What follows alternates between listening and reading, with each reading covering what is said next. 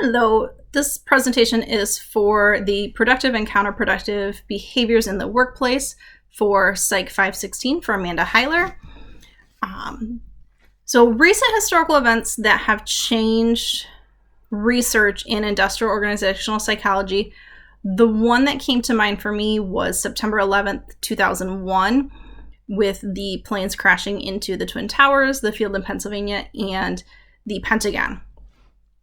So after this event, a lot of researchers started looking at emergency preparedness and how well companies are prepared for big emergencies.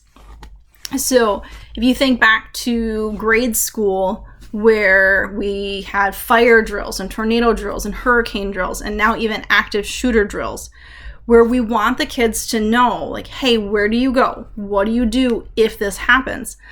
And parents even make emergency plans at home with their kids. You know, if this happens, go here. So why don't organizations do this? Why don't big companies or even little companies say, hey, if this happens, we want to do this in response to this? And that's what that research started looking at after this event. Some of the companies that were in the Twin Towers had some really good emergency plans in place, and they saw more survivors than some of the companies that did not. Research by Tyler et al. In 2019 actually showed that having these preparedness measures in place can reduce the impact of the disaster, and then also can facilitate a quicker recovery for the company after the fact. So it's good to have these in place. It's good to let the employees know. You know, you don't want the company to just have a map that says, in case of emergency, like, follow this route. You want people to actually know, like, what's the quickest way out of the building? What do you do if this happens? To be prepared, to stay safe, and to get help when needed. There are some of these plans that are already created. So the National Preparedness Goal is one that can be looked up, as well as FEMA's website, which is www.ready.gov, that has a lot of information about emergency preparedness plans.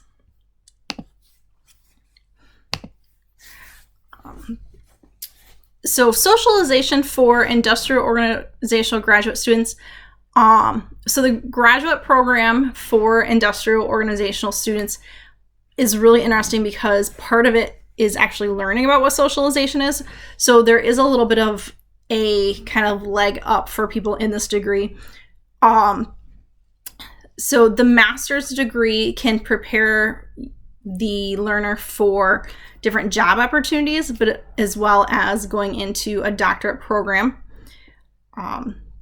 The classes actually focus on content, but also things like writing skills, ethics of working in companies, public speaking, ethics of following guidelines for research, and then also what is socialization? How do you socialize to a new environment?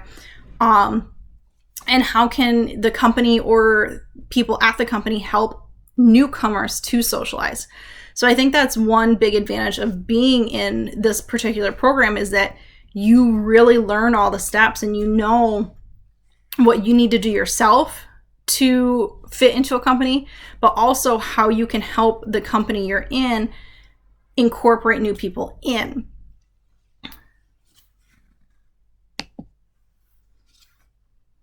So preventing or reducing work-family conflict is a big issue for most people.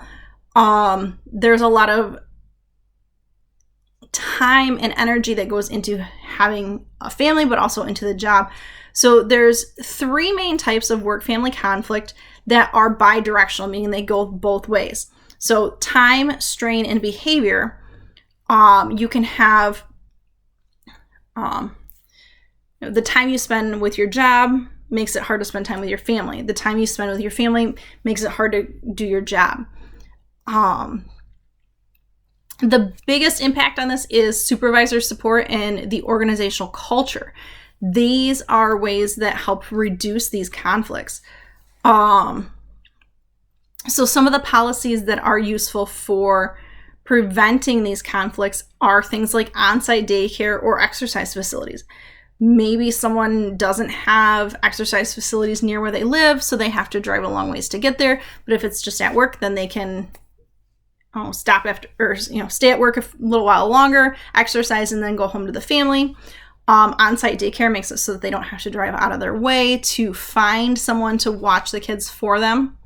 Flexible scheduling, so maybe allowing someone to come in later or earlier, depending on what's needed in order to take care of the kids, or maybe it's to take care of elderly parents, or even someone in the house with a mental disability that makes it so they can't care for themselves. Telecommuting, which is allowing an employee to work from home, is helpful a lot of times. That way they don't have to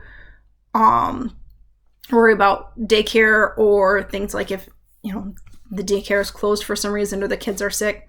And then job sharing, where 2 part-time employees actually share the work that would normally be given to one full-time employee. That way they can work half days or work around their family schedules that are happening. Most of those take care of like the time part. So strain is looking at like the stress of the job, the kind of exhaustedness or the energy level that the job takes or that the family takes away from the job. And then behavior is looking at taking behaviors from work home. So if like you are someone that has to give a lot of orders at work, and then you start giving orders at home, having some way to kind of decompress. So being able to exercise after work might allow a person to release those stress from work and not take it home to their family.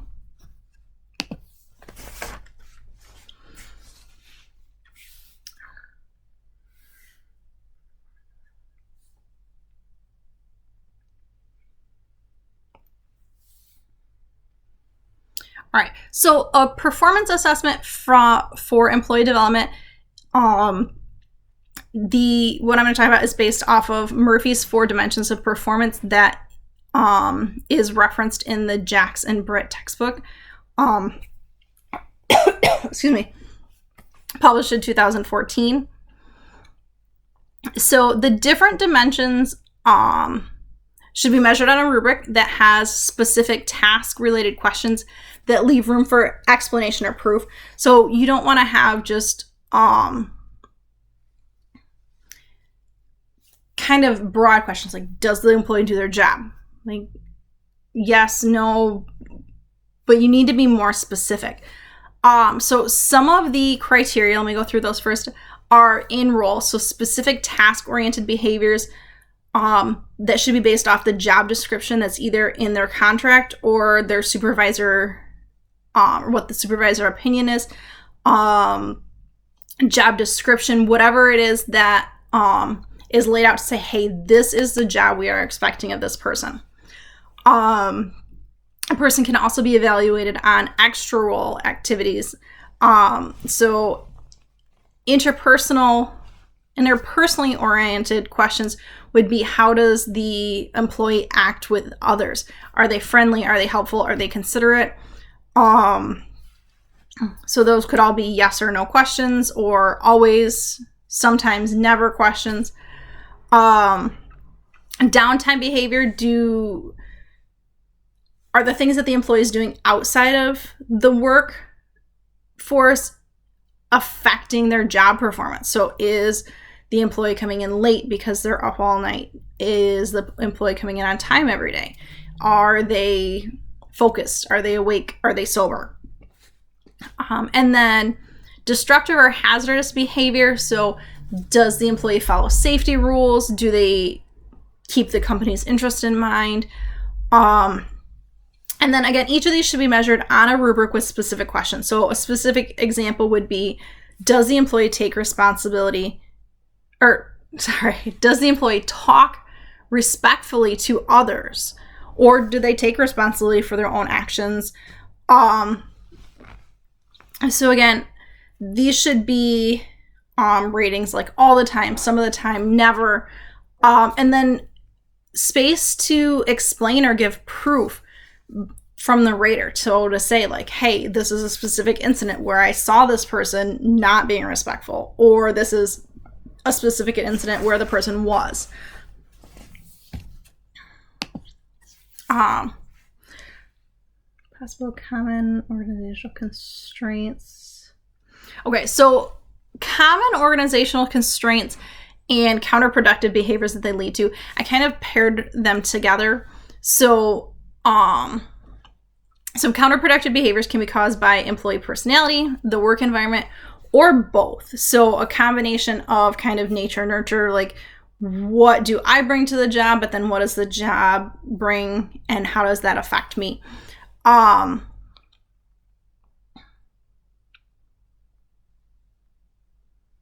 So some things that can be done to reduce counterproductive behaviors. So production deviance is when the employee is kind of not doing what they're supposed to be doing. And this happens when someone is bored or left unsupervised. So if a company wants to reduce this, they should make sure that their supervisors are paying attention to what the other employees are doing, but also make sure that there's always something for the employees to do so they're not getting bored and kind of just going off and doing their own thing. Sabotage for the company could be caused by stress, unfair treatment, or just the person having the opportunity. So again, making sure that people are kind of monitored and know that someone is watching them and knowing what they're doing, making sure that all employees are treated fair and equally. So favoritism can be caused by a supervisor who seems to prefer one employee over another, and this can actually cause exclusion. So the other employees might not talk to this person, or they might treat them poorly because they feel like they're the favorite. Incivility, so people basically being rude to each other, not treating each other like they should, can be caused by low standards in the company. So the company needs to make sure that they have high, strong standards and that they are enforced so that everyone is treated fairly. Strong positive norms, so this is something that would be good for the company to have, can lead to lower alcohol or drug use, lower withdrawal, less unsafe behavior, and less abuse of others. So if the company has those high standards, they're going to see better behavior and a better work environment. So an environment that is highly stressful, where people feel like they have no control, is going to lead to counterproductive behaviors such as sabotage, abuse towards others, or incivility, and then withdrawal. So people just not wanting to be at work. So maybe they're calling in sick, maybe they're showing up late, maybe they're leaving early. And then injustice. So if people feel like things aren't fair, they might withdraw from the company, they might steal from the company, or this might actually lead to violent behaviors. So my references that were talked about, so Jex and Britt, Organizational Psychology, a Scientific Practitioner's Approach. And then Tyler, I don't know how to say this, so I apologize if I say these names wrong, Sadiq and Chikoto Schultz, from 2019. It's Variations in Employee Perception of Organizational Disaster Preparedness in the Journal of Contingencies and Crisis Management. And that is all. Thank you.